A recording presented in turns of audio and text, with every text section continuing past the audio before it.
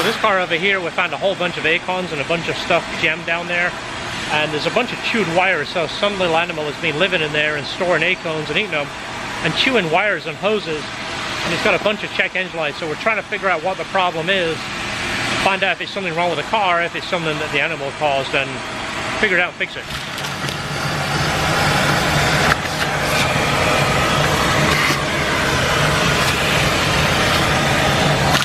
Any more chewed wires? Not yet. This blue car we're working on is definitely some rodent's happy place. All of these, you know, chewed up acorns I've vacuumed out of the car.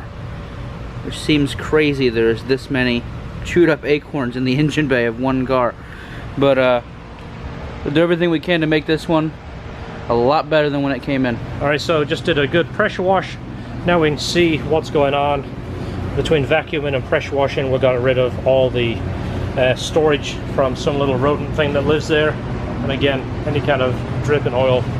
It wasn't a whole lot, but when it drips, it tends to go everywhere. So now we can actually analyze and see what's going on, see what needs to be replaced, so we can take care of that oil leak. So another common thing on S2000s, once they get a little bit of age, is the radiators tend to leak here. You can see it's getting kind of a little crusty. Well, it is a plastic tank crimped onto an aluminum core, and they put like an epoxy in there. But you can see where it's getting like a jelly in there. It actually leaks around here over time, and we've also seen the radiators actually crack here and here. So we're going to go ahead and replace that, just put another factory radiator in there and try and fix the chewed wires and hoses are next. Alright, so if you remember the episode of Mealtime titled The Box, or Mystery Box, whatever we called it, the cylinder head is getting ready to ship back out. So we've completely built the cylinder head, we put the valves in he supplied, but it also needed guides, and the seats were pretty badly wore. When the guide is bad, the valve actually does this and it wallows out the seat here, so it's got a full set of guides, and of course new valve stem seals and surface. Now it looks beautiful. So the trick is putting it back in this box and remembering how it goes. Looks like George pretty much has it figured out. It is kind of self-explanatory, that part, but the other side might be a different story. So we got all these old parts we're going to send back to him. These are the valves, and it looks like you got it pretty much figured out. That's definitely a nice shipping box, isn't it? Yeah, well, you put letters and stuff on it too. Yeah. Try to make it easier for him when making it. Yeah. It also makes it easier for us putting it back together. I remember him saying they spell out LHT. I'm just looking, there's an L there. There is an H there. Somewhere else is a T, so he did systematically figure it out. So all we need now is a cardboard box that this will fit, and a little bit more packing, and it can go back to the customer. I mean, it's so well built, it almost doesn't need a cardboard box. But it'd be just sucked to damage the nice wood. Okay.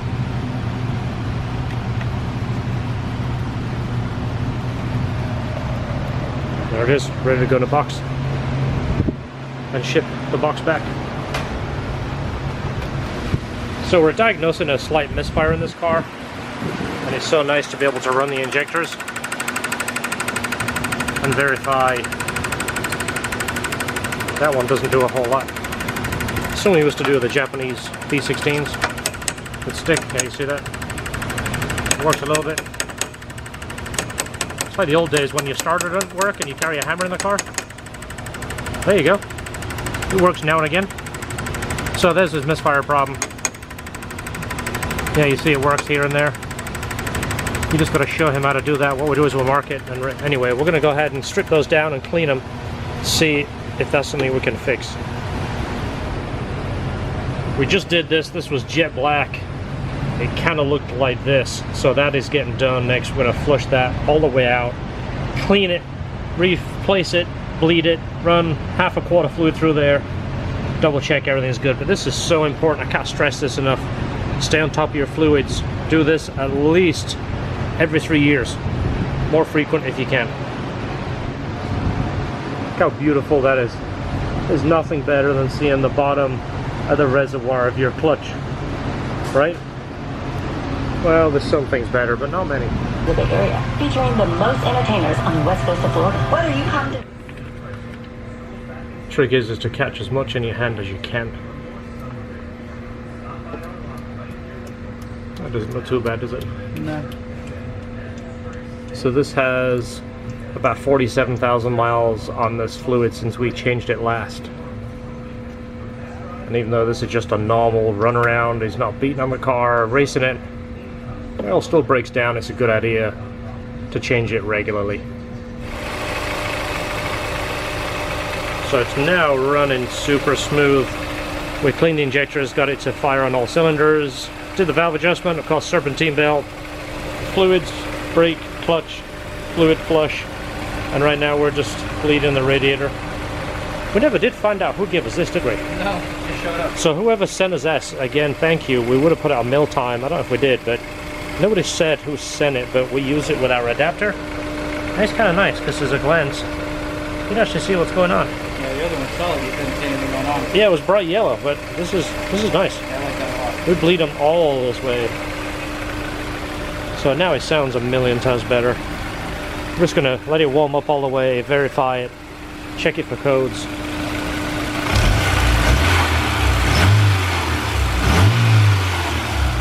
Nice and responsive now. And it doesn't try and stall out. This is perfect. It's gonna be so excited to get this back.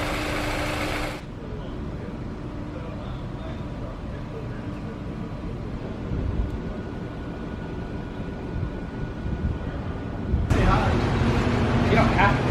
You did. It stops the dog getting evil. I just had two dogs fighting over which one of them I was going to pet. Really? He's like, I've never seen this happen. We're like fighting over it. UPS is changing the way dogs feel about delivery people.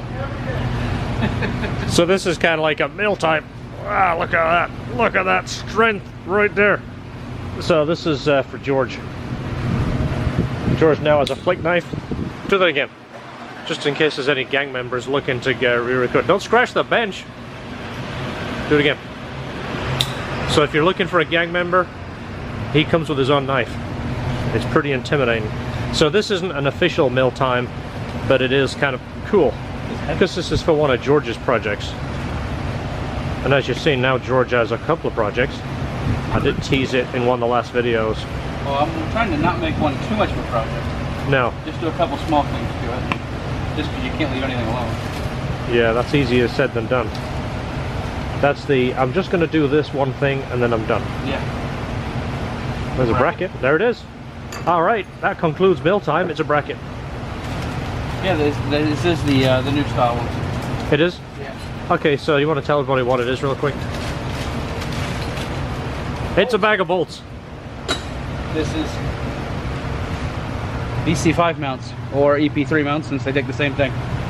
Passport DC5 replacement mounts. So this is for his EP3. They're stronger mounts because his mounts are not that good that are in there.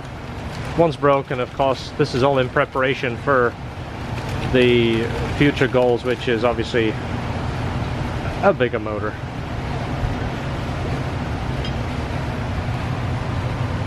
Yeah, that's a nice piece. Yeah. I Very like it better cool. than the old ones. Yeah, this is Hasport's newest mount for that car, right? Yeah.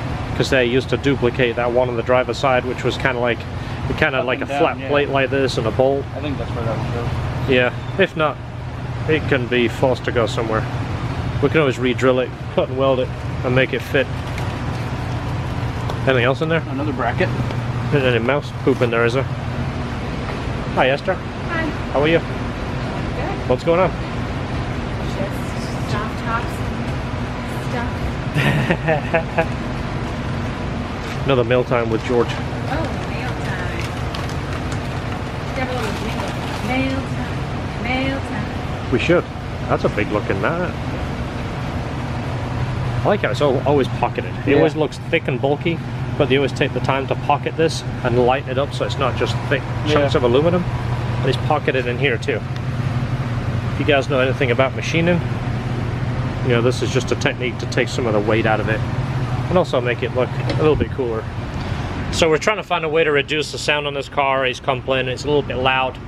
This is a Skunk 2 3-inch exhaust, which they make tons of power. They're a full 3-inch. They even have a 3-inch resonator, but the resonator is not very big. And again, it's an N1 style muffler, which is, again, it's small and lightweight. but they're pretty loud. It's a cool looking exhaust, and I mean, they sound pretty damn good, but they don't do a really good job of muffling the sound. So what we're gonna do is change this to a MagnaFlow. We're gonna go with a 5x8 14-inch body and basically cut it back here somewhere and put a small tip on there. It's gonna have room for a 14-inch body in there? Oh, plenty of room for a 14, that's why I'm measuring. Maybe we put an 18 in there. Yeah, but then we have to come down with the pipe to get out of this tip. I think it would be good. You think it would comes down fit? a little bit there? It's an 18-inch body, and then you got a little bit on each end. Yeah. But if we cut that off and make the tip on the muffler, Yeah, and then come into it, I mean, that would definitely be, obviously, more sound suppression. yeah, get all the muffler. And then here, if we can remove that resonator there, and remove that flange and maybe put a true 14, could we fit a 22 in there? I don't think we're gonna get it with 22. If they have an 18 for here, that's 100% positive, because that's 18. That'll make a big difference. If the 22, you know, the body, we're talking here, and we'd have to be there to there, and this is where the heat shield's kind of shrinking down. That can't be the reason for the fuse blowing, George. Probably not, but let's see if we can address it anyways. Yeah, as long as you keep those separated, they're fine. Like with maybe some insulation or like plastic coating.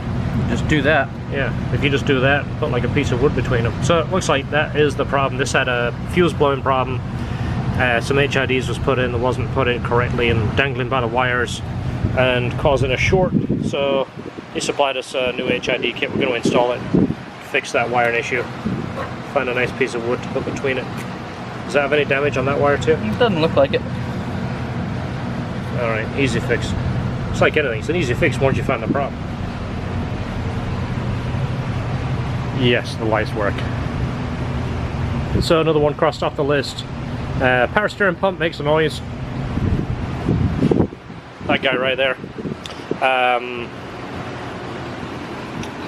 Reservoir is done. And the squeaky pedal, we end up putting a clutch master cylinder in it.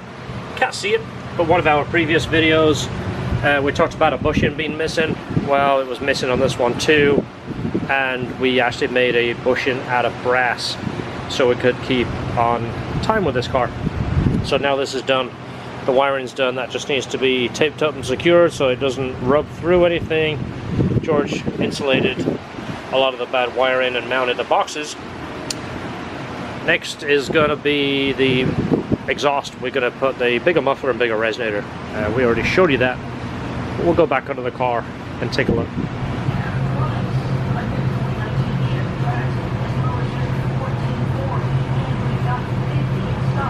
Okay, so like we said, we added the resonator to the existing resonator, and then of course it was our 18-inch body MagnaFlow with a polished tip.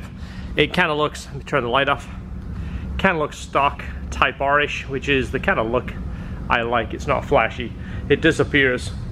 It's got the slash cut tip right there, so it looks kind of mellow. So we have quite a bit more muffling capability right now. So let's bring the car down, start her up, see what it sounds like. So let's get a sound comparison on this side of the car.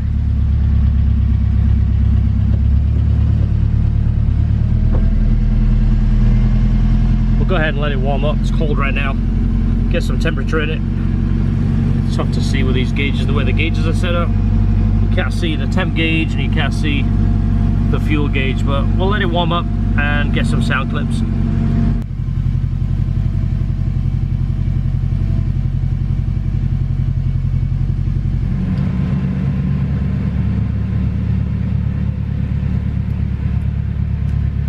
want to rev it?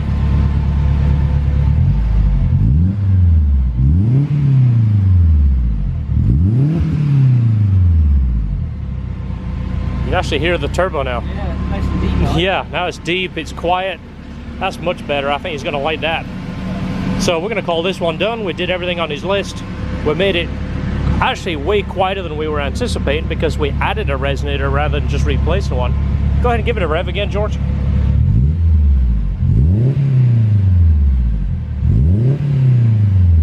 Yeah, that's going to be a lot nicer to drive.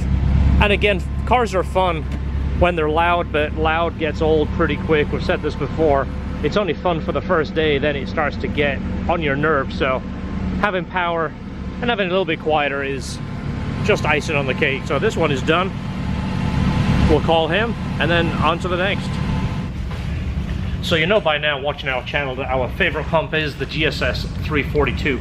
We put this in pretty much everything, up to about 500 wheel horsepower. It's a very, very reliable pump. It's quiet, it works, it fits, absolutely fits the needs, because we don't really build a lot of high horsepower stuff. We've had a couple of videos where we built 700-800 horsepower and we use a different pump, but we still use an in-tank pump. Well, now we started buying these pumps too. This is going to be an option. This is the GSS 352, 350 liters per hour as opposed to 255. And the nice thing is, it's the same size, same shape, so we can put it in our cars, give us a little bit more fuel capability, and again, a bit more reliability. So I tell you what, you gotta love it when someone makes a mistake, but they make it up to you. Craftworks fixed their slight boo-boo and going above and beyond. They shipped all this stuff 3-day because we really needed it. This is the stuff that's going back. They paid Bruce non-stop 3-day. Get this stuff here. Got it here. So thanks Group A, Craftworks. You guys helped us out. You saved the day. How quick that thing gets. I think launch is pretty tight. Alright guys, that's the end of the video. Just want to say thanks for watching, thanks for subscribing, and thanks for liking our channel. There is an update on the Project Integra really soon. I went by the shop last night and they wet sanded and buffed it. If you check out my Instagram, you'll see some of the pictures there. But the car looks absolutely amazing. When I say it looks amazing, it looks 90% perfect. Once the paint correction is done, it's going to take it to a next level. It's going to make such the difference. So I really am excited to get this back. It's like, as much as I enjoy building cars, it's just something more special when it's your own, because you can take a little bit more time. You can work on it, leave it a little bit, come back, and do it exactly the way you want, which is the way we like to do it, of course. But again, we say this, when you drop us your car, give us some guidelines. If you want to turn us loose, if you want us to use our own creative style, you get a feel for our style. It's pretty subtle. It's pretty mellow, but it's clean. I don't do anything too outlandish, so keep that in mind. If you're going to bring a car and say, here's my budget, here's my power goals, go for it. At least you can feel secure we're not going to do something too goofy. So I'm going to get back to work. There is more cars waiting and more work needs to be done. So thanks for watching. And again, enjoy your cars.